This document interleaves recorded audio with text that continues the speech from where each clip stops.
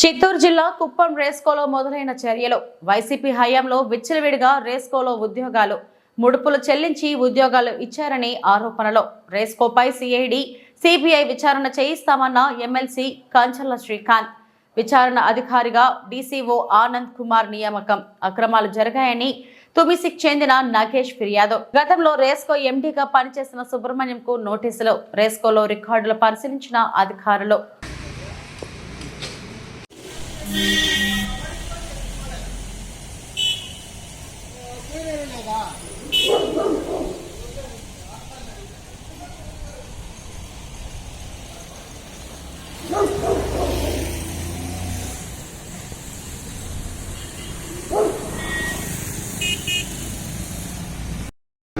రెస్కో మీద సిబిసిఐడి విచారణ జరిపిస్తాం.